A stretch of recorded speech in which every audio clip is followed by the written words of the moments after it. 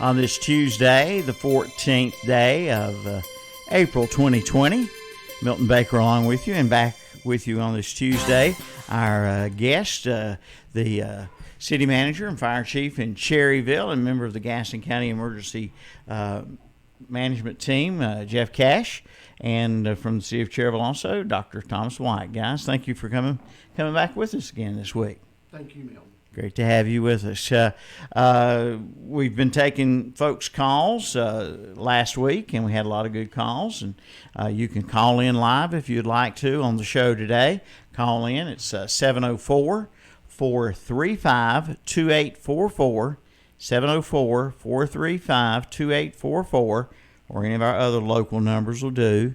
You can call in live, or you can text a question to 704-473-2794. That text number again, 704-473-2794. And on your text, you don't have to leave your name. You can if you'd like. On your calls, you don't have to say who you are. You can if you like. All right. Jeff Cash, would you kind of update us on what has happened in the last week regarding county and city measures to combat the coronavirus? I'll be glad to, Milton. First, we'll start with the updated statistics. North Carolina has confirmed just under 5,000 cases now. It's at 4,800. We've experienced 86 deaths in North Carolina. These numbers were effective up through last night about 8 o'clock. Mm-hmm. In the U.S., there's been almost 600,000 cases with 2,300 plus deaths. Mm-hmm. There are 43,000 recoveries, though, and that's a good number, moving in the right direction. There are approximately 2 million global cases across the world, and there's been approximately 120,000 deaths, with 500,000 people recovered. The hot spots in the United States still continue to be New York, New Jersey, Louisiana, Ohio, and Pennsylvania. The latest governor's order is more directed at some of the retail stores, as you've probably read in the paper and heard on the news, that now the 6 foot's being pretty harshly enforced in some of the stores. And you might have noticed plexiglass between the teller and the customer, and a number of people per square feet in the building. So really even though the stores are open for people to get food and groceries, they still got to maintain those social distances. This week, there's some other news coming out. Governor Cooper is going to have a press conference later in the week, looking out in the future and what it looks like the next couple of weeks. There's going to be a town hall meeting with Congressman McHenry on Wednesday at 3. And then Gaston County Chairman Philbeck and some special guests are going to have one Thursday. And we'll have that information on the exact times and locations and websites to get those opportunities with Congressman McHenry and Chairman Philbeck with the county, and they'll be on the city's website. But that's just kind of an overview of where we are today, Milton. Okay. Thank you, Jeff. And we'll come back to you with some questions about county questions, city questions. Dr. White, good to have you back with us. What has developed new in the along the medical lines since last Tuesday when we were on the air? Well, good morning, and it is good to be back, although I wish we weren't here. I wish I could say that this is over, but we can't. Mm-hmm. So I thought I would start off today by sharing a little bit about the COVID-19 a slightly different way. You can't turn on any media without getting inundated with information about where we are. So I thought I would present it maybe in a slightly different way. Mm-hmm. So there was a book that was written in 5 BC, and it was called The Art of War. The Art of War. So are we at war? In a sense, we are. Mm-hmm. We're still at war with this virus in the same way that we are at war with cancer, heart disease, diabetes, and I think we need to make sure we don't forget that. Mm-hmm. Now, we're not in a military war.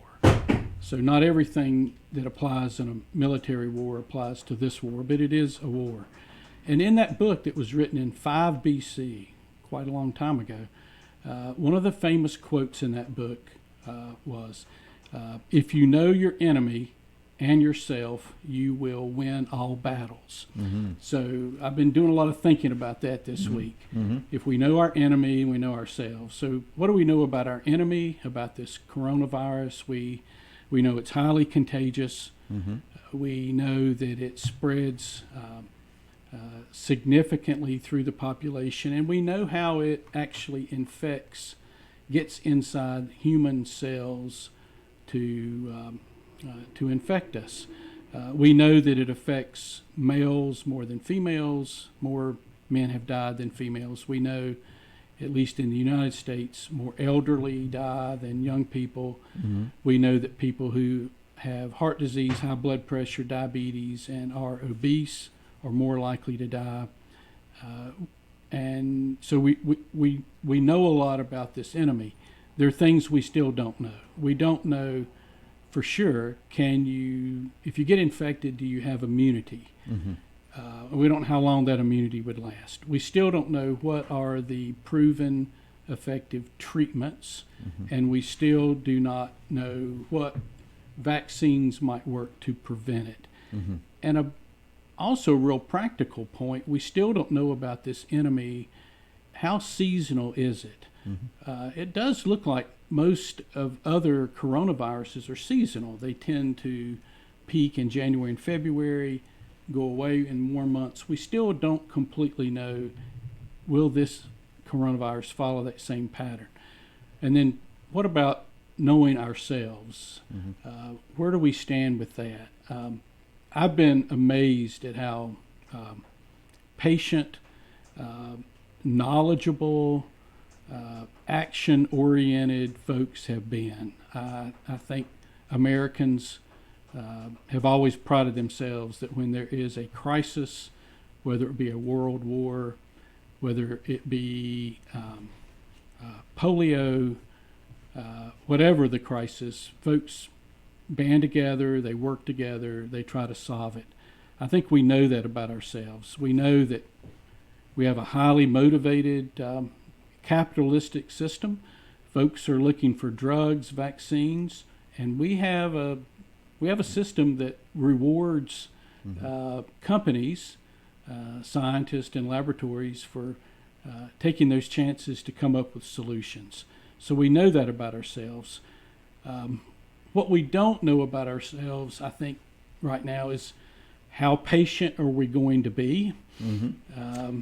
We're definitely a resourceful, motivated country. How patient will we be and how long? Also, I think we're an extremely caring country. There's going to be such a debate over getting the economy back, sending people back to work, at what risk.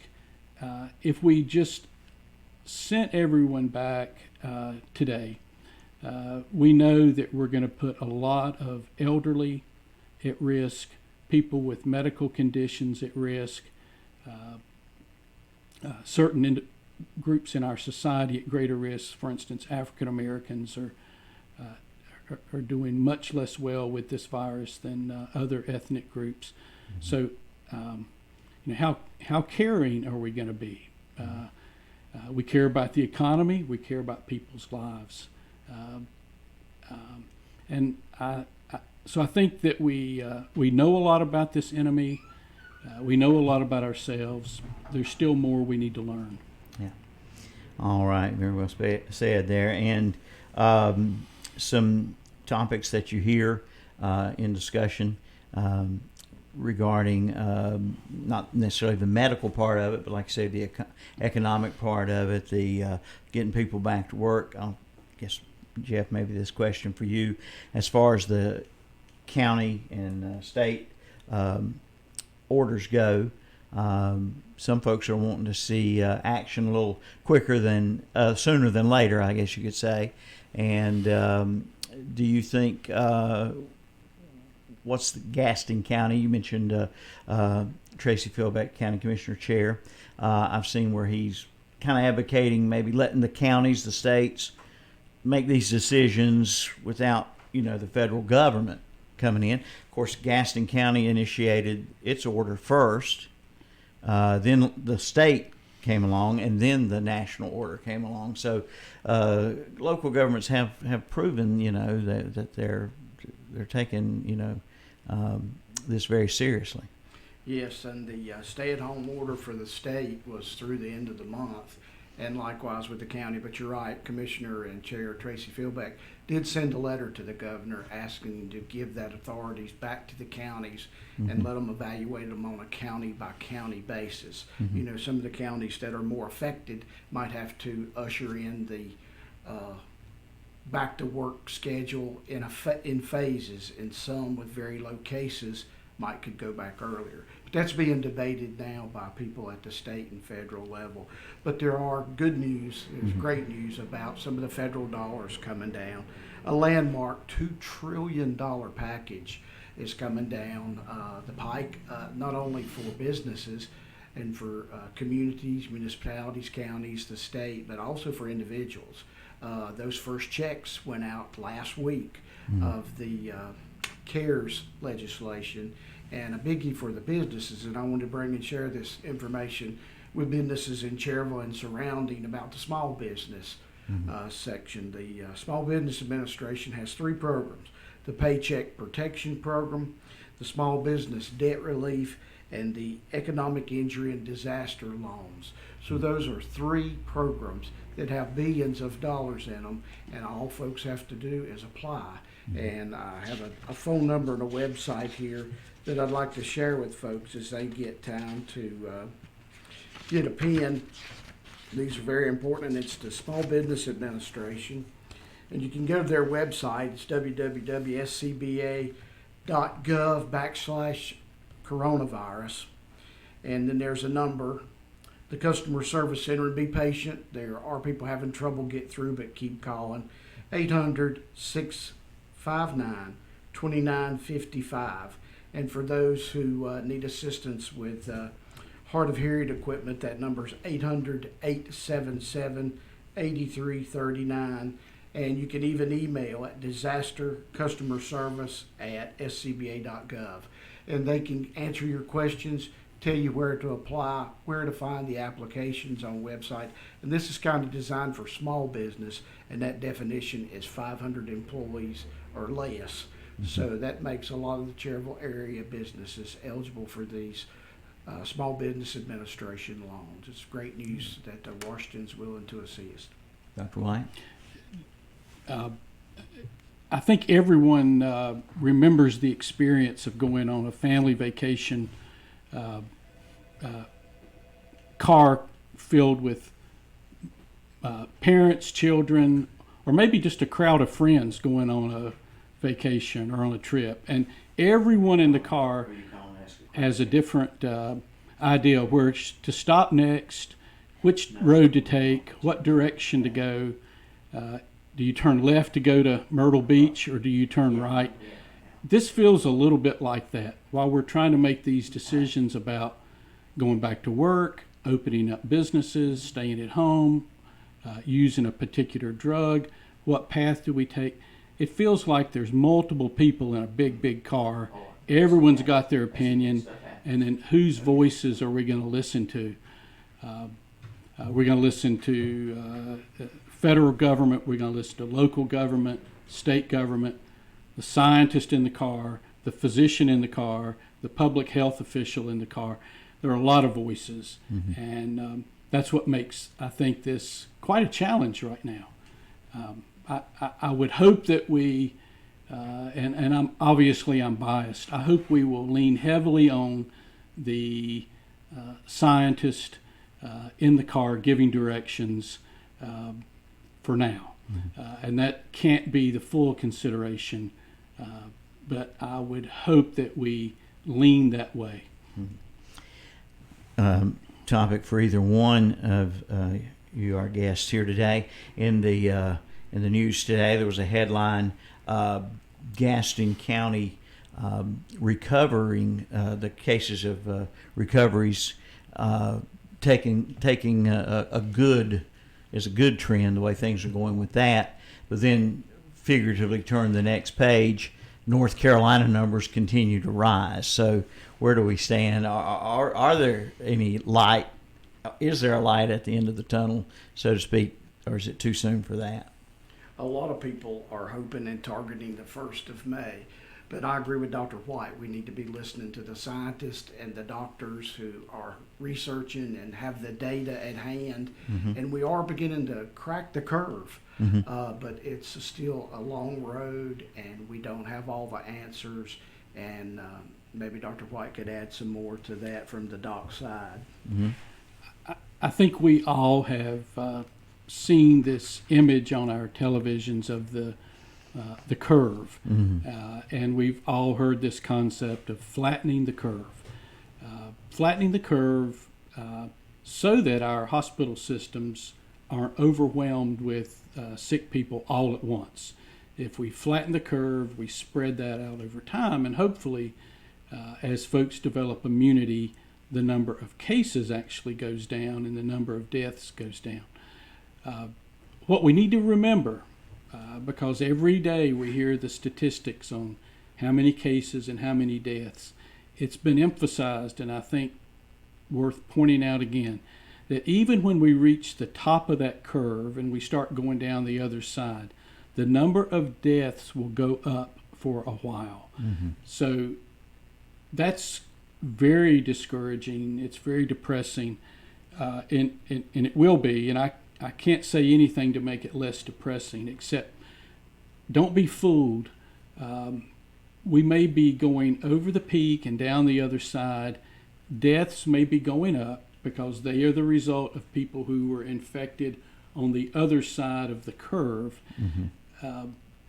So we still can be making progress even if we see deaths go up on a daily basis. They'll eventually start going down. So we need to keep that in mind. Anyone with any questions, our phone number is 704-435-2844, 435-2844, or any of the other local numbers. You can call in, ask a question. Doesn't have to be a question about Gaston County, Cherryville, whatever. Your questions about the medical field can be broad subjects or more locally focused if you'd like. But just give us a call, and if you called last week, hey, feel free to call again. I have text also. You can text if you're in a situation where you can't call in. You can text 704-473-2794, 704-473-2794. Got a text question. This is a long question, and I don't know who wants to answer this question, but it's a question. Dr. White, it's directed at Dr. White, okay? What are your thoughts about the irony that Bill Gates has a pandemic conference in October of 2019 basically describing our current situation, and the first case of COVID-19 is reported in China a month later, and now he is all over the news as a medical expert promoting his vaccine possibilities, although he's intelligent. Last time I checked, he never graduated college. That's a question, isn't it now? Any comments, gentlemen? Wow. Well thought out question, by the way. Very well thought out. Brings up a number of issues. I'll work backward, at least on the question. I don't know how far Bill Gates went through his educational process. I do know he's very bright. I do know he has lots of resources. I do know that he has worked many, many years on projects such as relates to malaria and HIV. I don't remember ever seeing evidence that he has personally profited from either of those two conditions. We still have a tremendous number of people die in the world every year from malaria. It has not been eliminated. And I know he's been, among other folks, very committed to trying to reduce diseases around the world. certainly there have been pandemic conferences yearly and for years. So this particular conference that the caller is alluding to, I wasn't familiar with it. I don't know if there's any, and would doubt that there's any improper association. I'm also not aware whether Bill Gates has a proprietary vaccine or not. I know that there are 78 vaccine projects going on in the world right now. About half of them are in North America. About half of them are not in North America. So there are many vaccine projects. It wouldn't surprise me if out of those 78 projects, there are many companies that we're familiar with. There are many benefactors we're familiar with. There are many universities we're familiar with who all have some hand in those 78 projects. And I don't know that all of them should be accused of doing something nefarious because they're seeking a preventative strategy for this virus. Okay. All right. Jeff Cash, got anything you want to add on that? I don't know a whole lot about his background either, but I do know he's and his wife are very philanthropic about supporting so many causes worldwide, and very respectful that they take the money that they've earned and turned that over to great causes across the world, and especially here in the United States. So I'm just not sure about the concept. Okay. All right. We appreciate the person who sent that text, and anybody else would like to call us live on the air, 704-435-2844.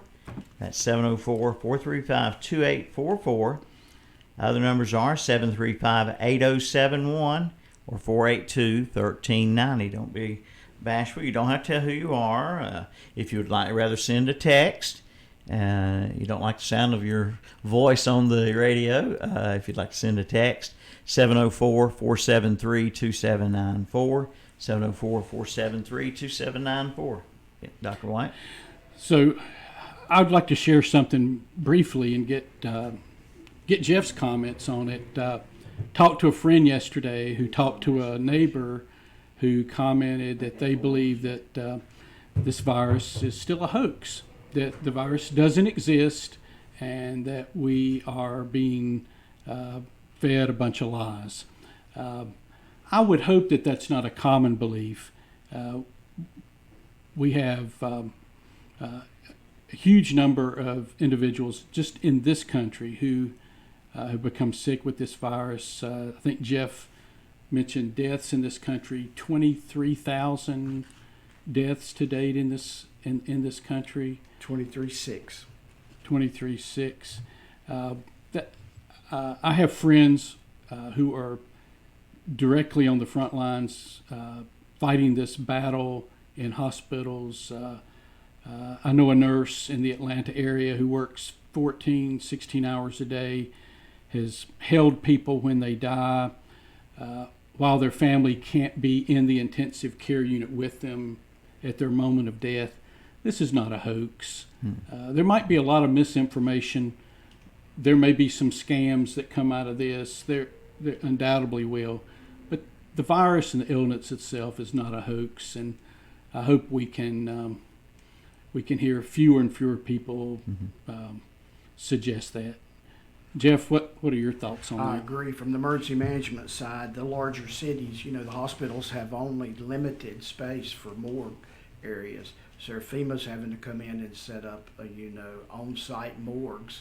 So with this virus, death is real, and when it's to the volume that they have to bring in these specialized equipment and trailers just to store the bodies of those who have died from the virus, it's pretty scary that somebody would think that it's a hoax, because it's real, it's here, people are dying every day from it.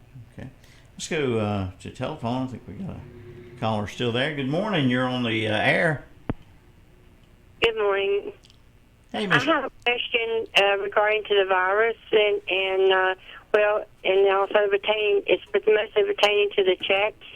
they're talking about they're going to be sending everybody the check. Well, one time I hear that they're going to send it straight to your bank. Then the next time I hear you got to put in for it.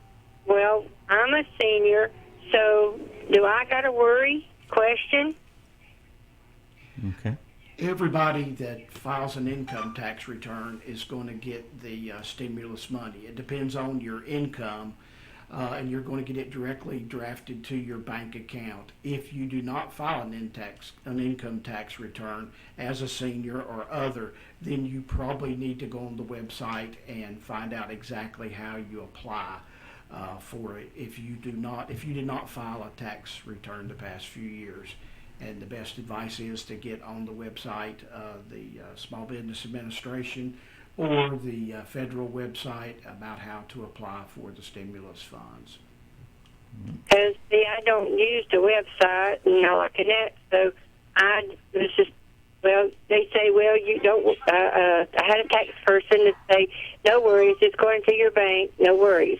Then I saw it on the TV, it says, okay, you've got to go put in for it. And then the day I heard somebody that was on the radio that was one of the persons, say from government, and they were saying that, all seniors will get their, checks, the direct deposit. So it's like a iffy type thing, and so I don't know what to do.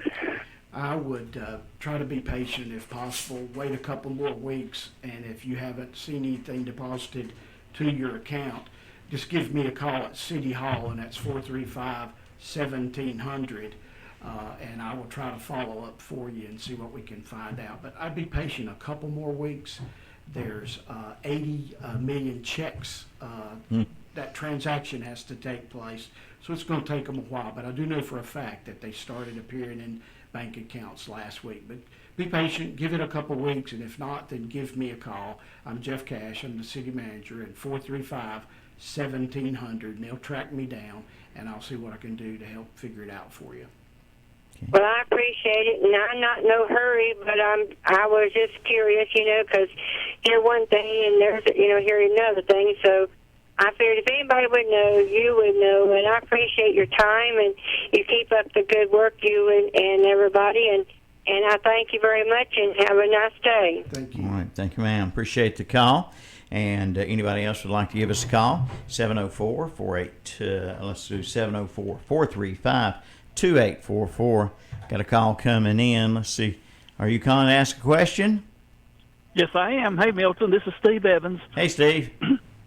Yes, the question I have is, what do they think, personally, what it's going to look like when things are going to open up? And what I mean by that, let's just use, for instance, especially the restaurants and, of course, airline. I mean, how in the world are we going to be able to sit? It's got to be some guidelines, of course, how close we're going to be able to sit and stuff like that. Just give me an idea of what they think. Of course, I know we don't know for sure, but what their opinion is, how this might look when it gets started back up. Milton, y'all have a great day. All right. Thanks, Steve. There is one thing I read that Delta Airlines has already started, even though there's limited passengers on their flights, they have already started jumping rows, skipping rows, and nobody's sitting in the middle seats as a start as people start returning back to flying across the country and across the world. But I think that once the country and the scientists say and the doctors say that it's safe for us to either stage the economy back in, or if we do it at pick a date and do it, as I think you'll have trouble getting a table at a restaurant. You got to wait a while. Everybody's been so at home with cabin fever that I think I think the economy, once the gates are open, it's going to be a flood, and I think it'll quickly turn the economy, not to solve the problem, but head it back in the right direction. Some economists has described that as a V pattern. Where's the low point, and then they think it'll quickly climb, just like it quickly descended, and that's kind of my opinion, listening to some of the economists. Yeah, I would agree. I think that we will see continued personal distancing. So even if restaurants are opened again, airlines, hotels, what have you, I think we'll see continued personal distancing, folks keeping their distance. Their tables in a restaurant will be moved further from each other. I think we'll see that.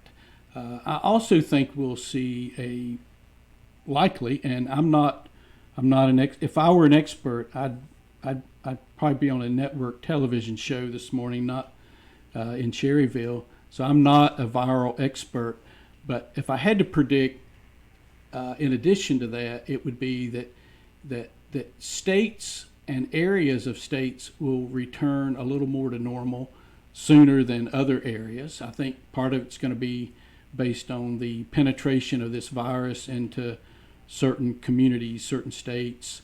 I think that will be a factor. I also think it will be a factor of individuals who are at lower risk of getting ill will return to normal activities or close to normal activities before individuals who are at very high risk, not just of getting sick, but getting very sick, being hospitalized and dying. So I can envision young, healthy folks perhaps returning to more normal activities before our elderly and our vulnerable folks in society. Now, I don't know when that's going to be. It might be hastened if we get to antibody testing sooner, so we can begin to identify who is immune, who's not going to get infected again, and then we could loosen up those individuals to return to some sense of normalcy. So that would help. But to do those antibody tests, it's going to take a lot of antibody tests. I think there'll be some guesswork. I think it'll be based on age, health, those kind of demographics. I don't think we're going to be able to do antibody testing on enough people soon enough to use that as our only metric of how to open up the economy again. Okay.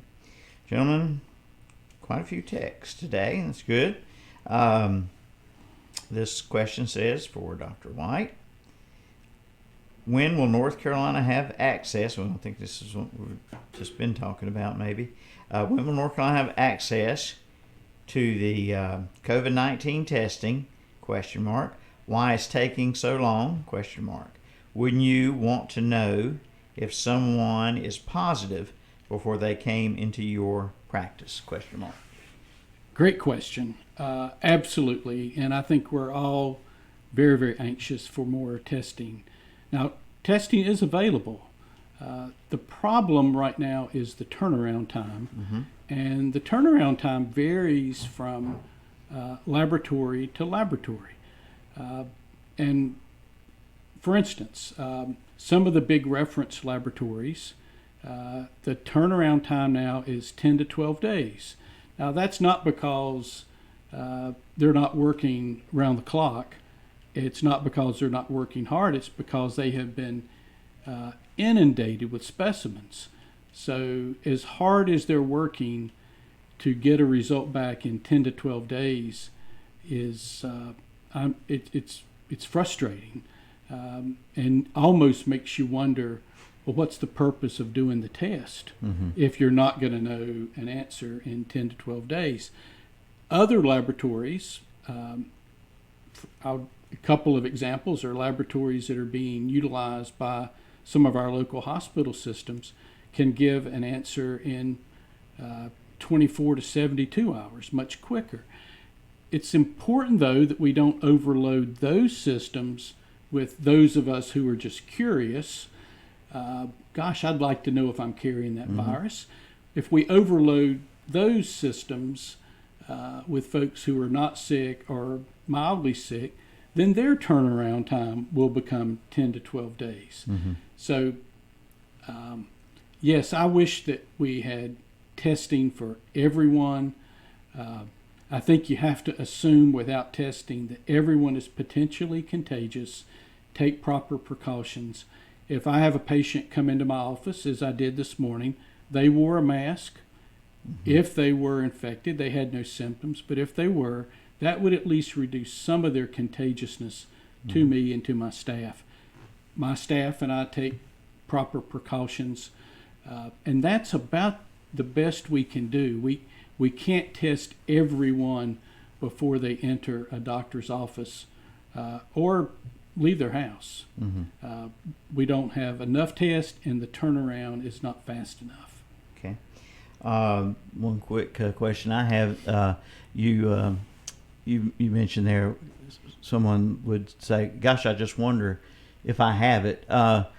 Couple of times, different individuals have said to me in the past week, "I was sick in December. I'm sure I had it," or "I was sick in February, and I really think I had it." Is there any way they've wanted to know? Is there any test they can do now to determine that far back? Did they have the COVID-19 virus? Yes, so it's an excellent question. So I can't tell you how many people have said to me, "I was sick back in December. I was sick in January. I know I had COVID-19 then." They may have gone to their doctor and had an influenza test and it was negative, and so that makes them even more confident that they had this. They may be true. It may be true. Some of those individuals may have had COVID-19 before we recognized it being more prevalent in our country. There is one FDA-approved antibody blood test. There are many out there.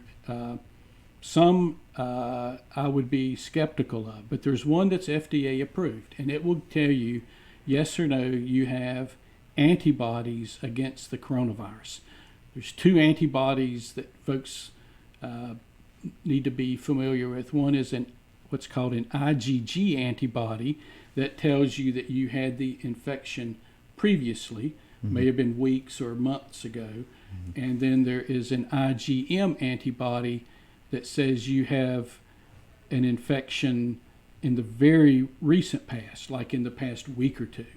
So when this antibody test is done, you get two answers: whether you have any IgG antibody, which might infer that you have immunity, you've already had the infection so you wouldn't get it again, and then the IgM antibody, which says not only have you had the infection, but it was pretty recent. The test that's on the market from the FDA looks pretty good.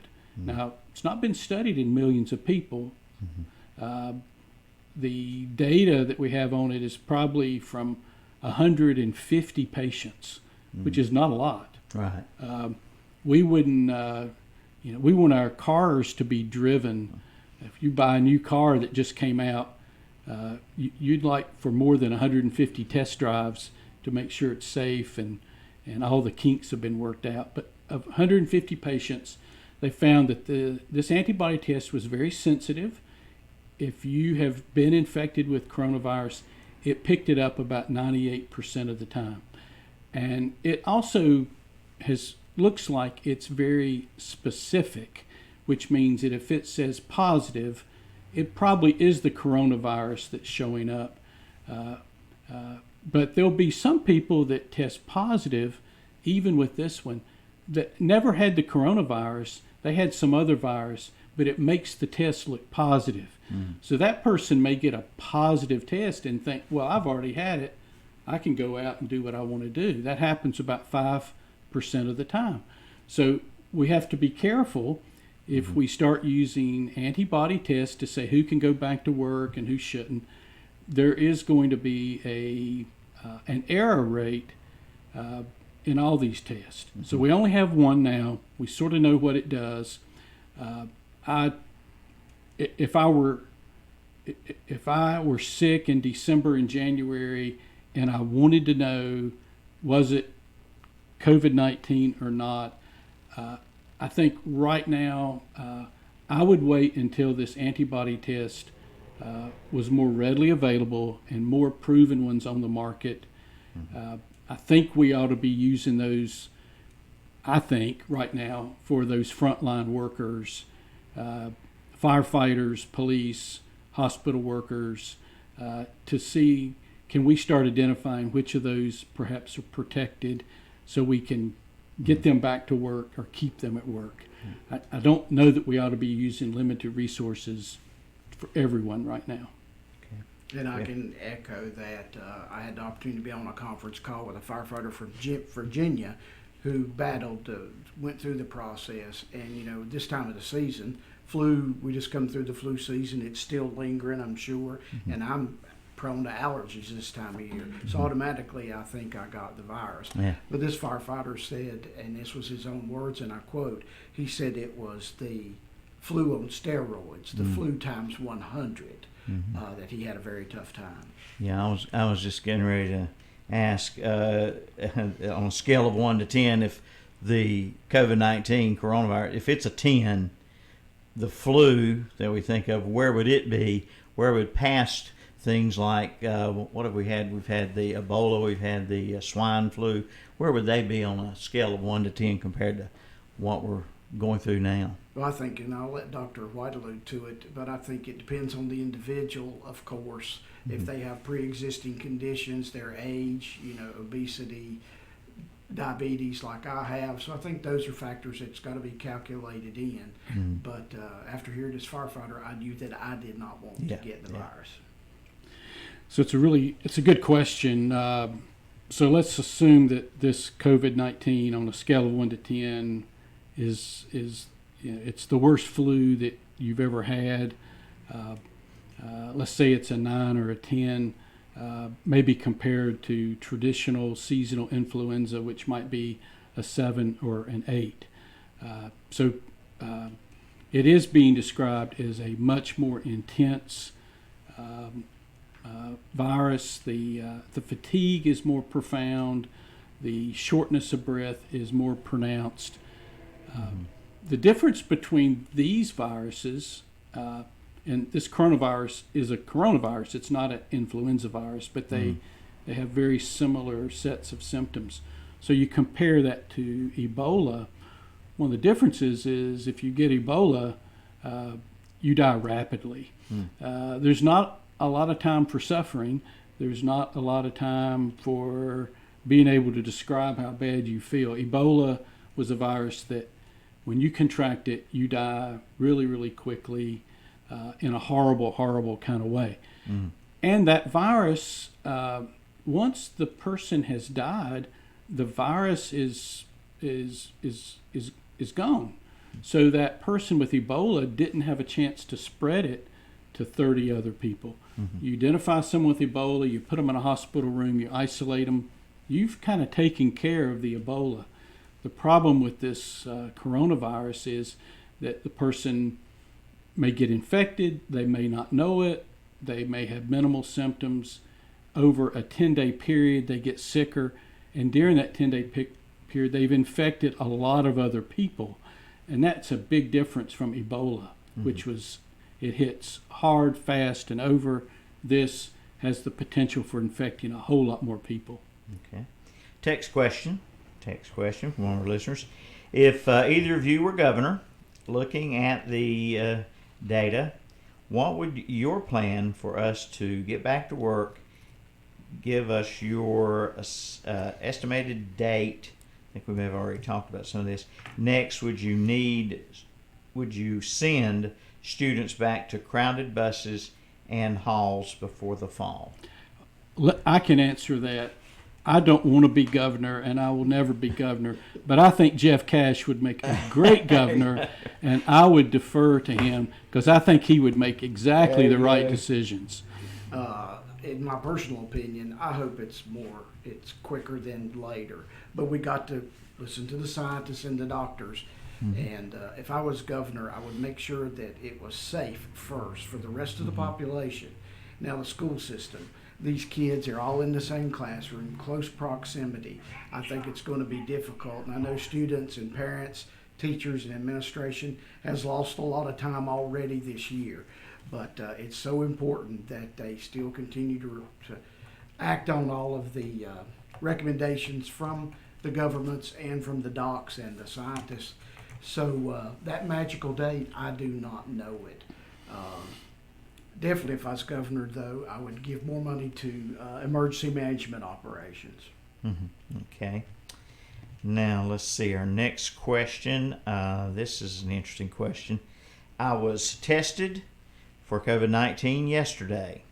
I started having flu-like symptoms, chills, fever, headache Saturday evening. I had lunch with my father Saturday around noon. I informed him that I was tested. I didn't sneeze or cough, but he did handle some things that I touched. I'm very concerned about him as he is 72 years old and had heart surgery about 2 years ago. My mother has cleaned using Lysol everywhere I was. Could I have passed it just by touching something without sneezing or coughing, presuming I'm positive? First of all, I wish you and your father and your whole family well. So the short answer is yes. If you have the coronavirus, you certainly are likely highly contagious, and the transmission from one human to another can certainly happen. It can happen, and we don't know all the ways it happens now. We assume it happens mainly from coughing and sneezing and what's called sharing of these droplets, which maybe can travel 6 feet, maybe 8 feet. But we know it can travel other ways in what's called aerosols. So even someone on one side of the room might transmit it to someone 20 feet on the other side of the room with aerosol. Just talking loudly. There's already been some research, believe it or not, that talking loudly is more likely to spray the aerosol and share the virus than talking softly. So maybe that'll be a nice lesson we all learn, is to not only be kinder to each other, but talk softly. So surfaces, we know that this virus can be transmitted from surfaces, a countertop, a tabletop. So the answer is, first, I hope you test negative, and I hope it's an accurate test. Second, you should, if you have symptoms significant enough to be tested, you should consider yourself likely infected till proven otherwise, which means you need to isolate yourself, quarantine yourself more than you did before you developed the symptoms. Your father should be watched carefully. You've done all you can do now. You've had the contact, and now you're not. You've cleaned the surfaces. You're separating, and your father and then his wife need to be watched closely. Their blood pressure, their temperature, how they feel. Because as you said, if he has a history of heart problems, he may be at increased risk. And if he does get the infection, he could go from good to bad in a much bigger hurry than maybe the average person. So it sounds like you've done the right things, you had the right concerns, and I certainly hope nothing more comes of it than that. Okay. Let's see, I've got another text question coming in here. My little old dinosaur phone here. It's hard to read these sometimes.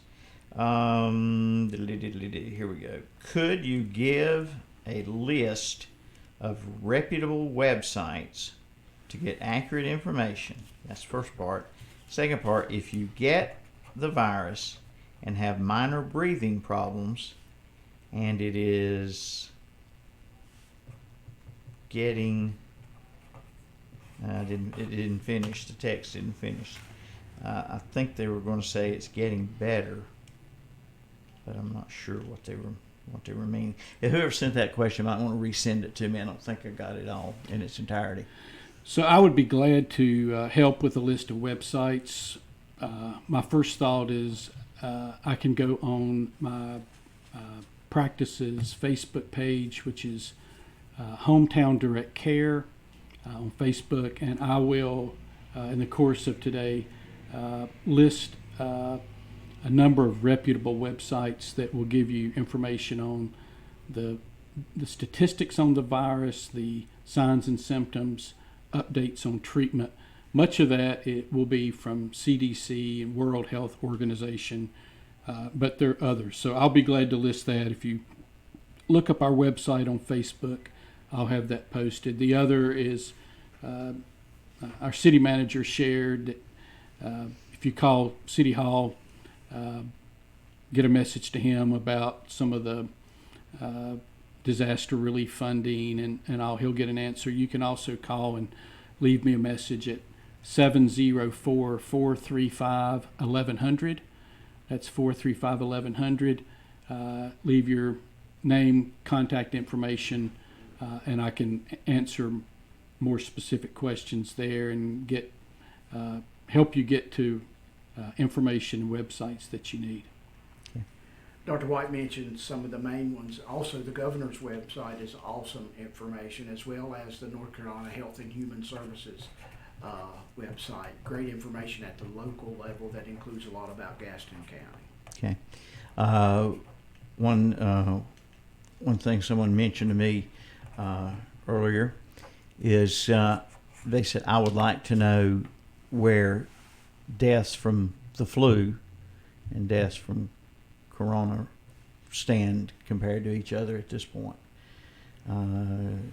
Is it anywhere close? Yeah. I will. I'll take a stab at it. I may be a little bit off, but I'll attempt. And if there's a listener out there, or Jeff has better data, I'll stand corrected.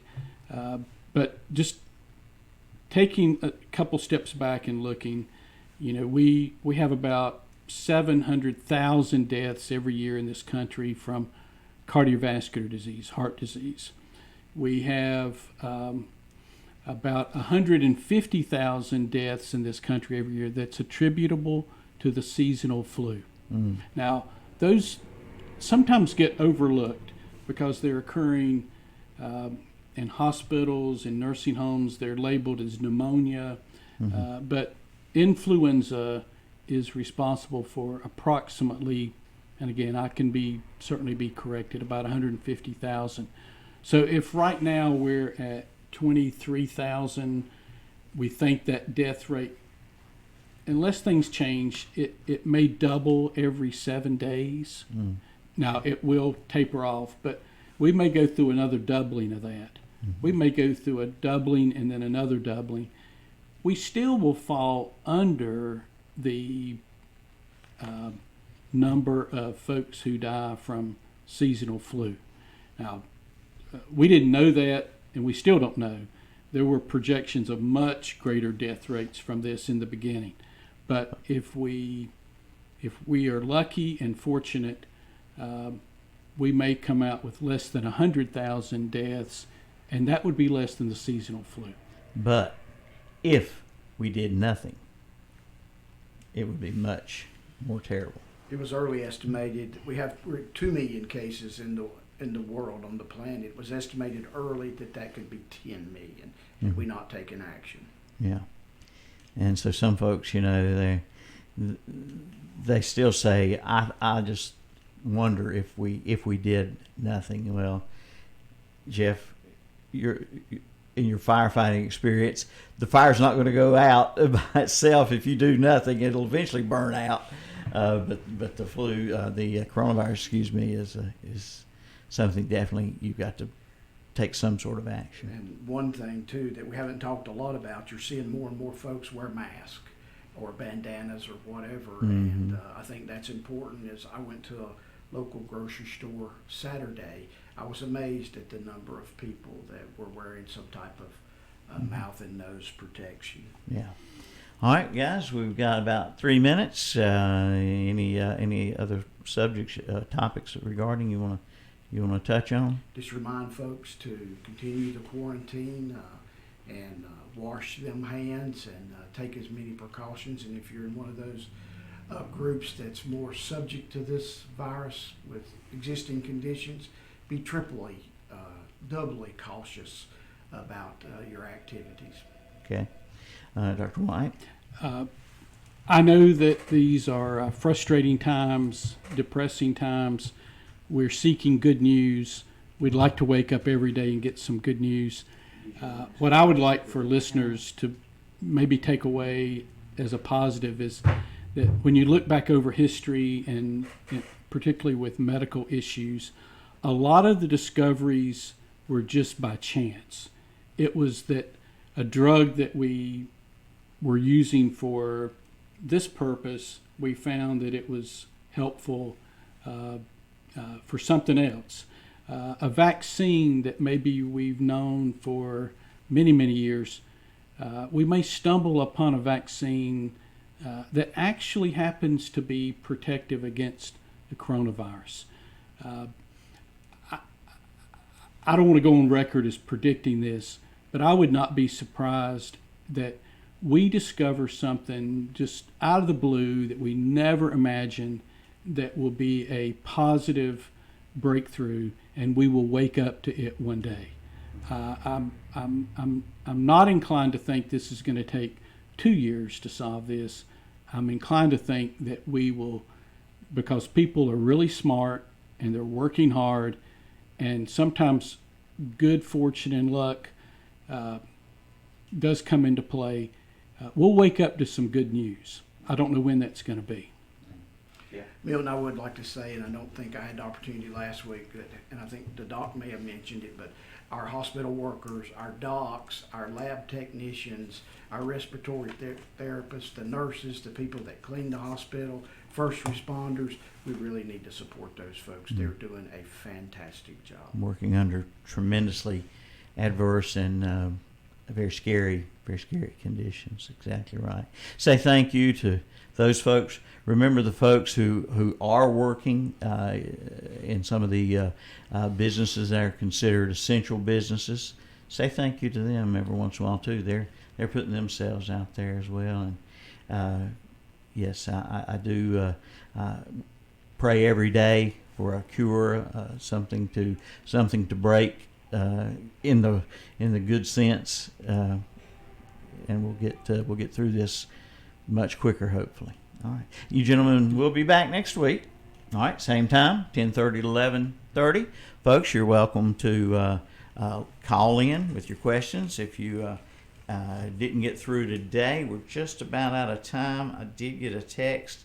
Let's see if we have time. They get worse. If you have breathing problems and they get worse, when should you get medical help? Very relevant question. First, if possible, call your doctor.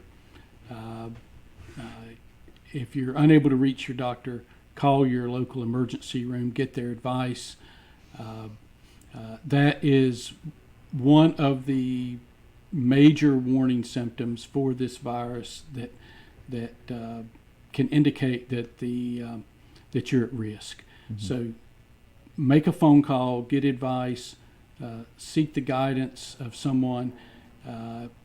Perhaps consider getting to a near urgent care center or emergency room where you will be taken care of. Don't take any chances. And it may not even be the coronavirus. It could be a blood clot in your lung. It could be a heart attack. It could be something else. Those things don't go away just because we're in the midst of COVID-19. So trust your instincts. Patients, I've always had the philosophy, patients know when something is bad wrong with them. Trust your instincts, seek help. Mm-hmm. Good point. Absolutely. All right. We'll see you gentlemen next week, again at 10:30 on the community profile here, and invite you folks to listen in, call in, or text next week with any questions you may have.